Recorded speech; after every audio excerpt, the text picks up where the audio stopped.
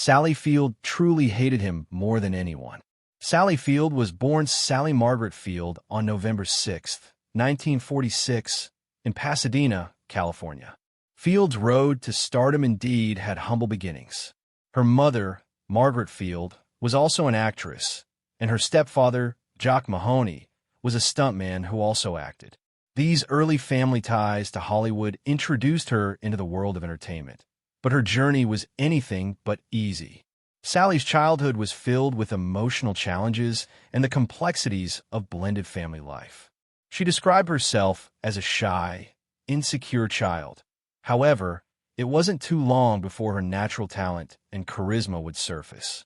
Upon graduation from Birmingham High School in Van, New York, she began to get her first big break in television, a moment that would define the beginning of her career. In 1965, Sally Field would become a household name as the star of the light-hearted sitcom about a spirited teenage surfer entitled Gidget. The show only lasted for one season, but brought her radiant energy and comedic timing into the living rooms of viewers across the country. Shortly thereafter, she took the role of Sister Bertriel in the iconic show The Flying Nun, 1967 to 1970, about a happy nun who literally takes flight.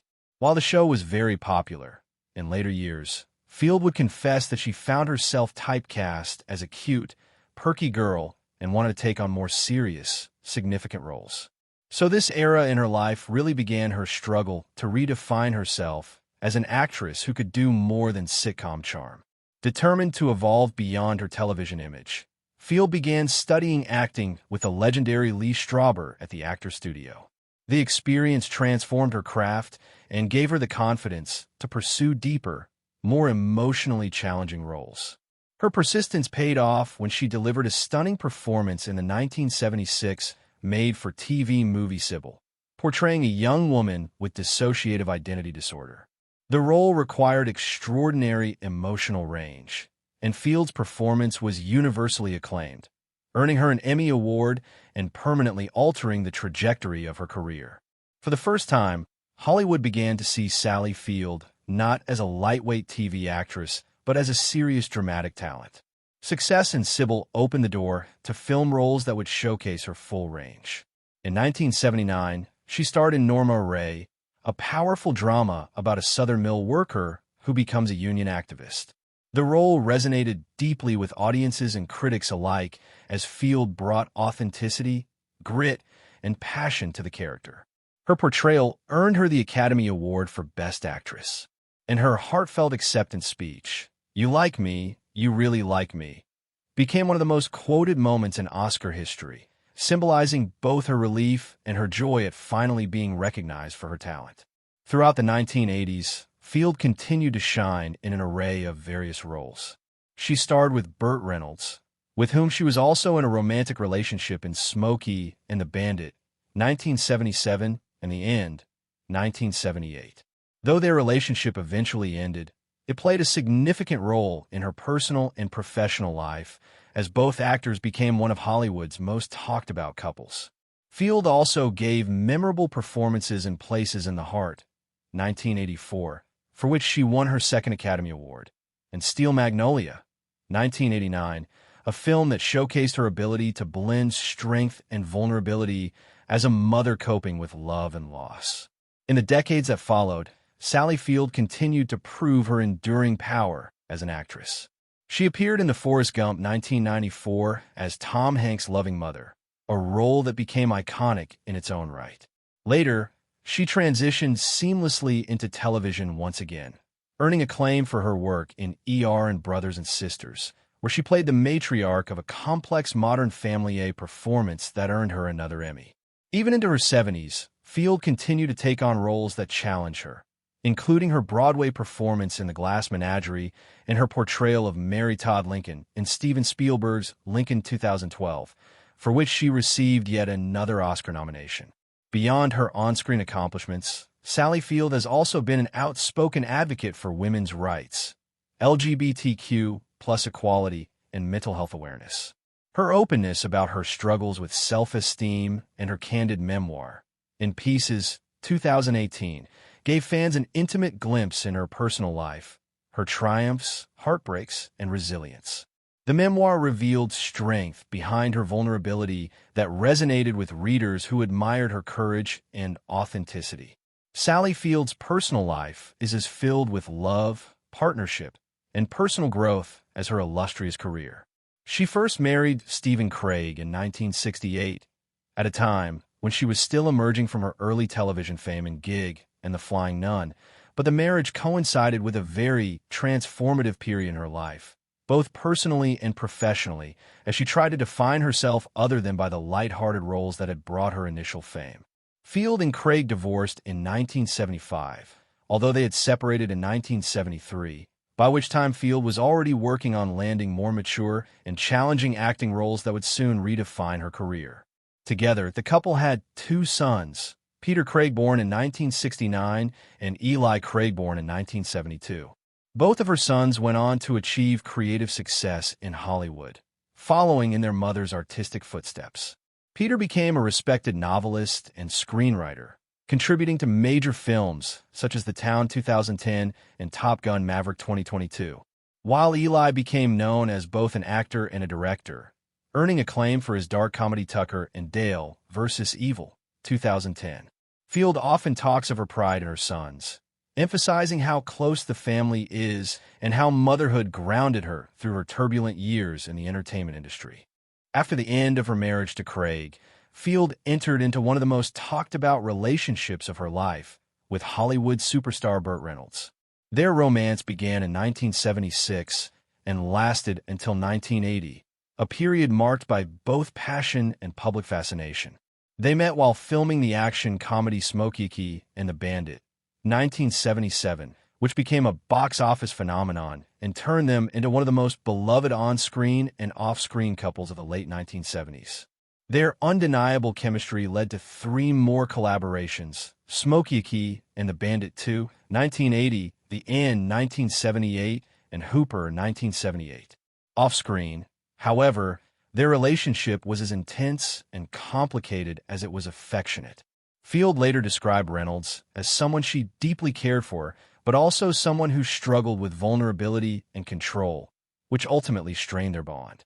Despite breaking up in 1980, they kept an on and off relationship for a couple of more years before finally parting ways in 1982.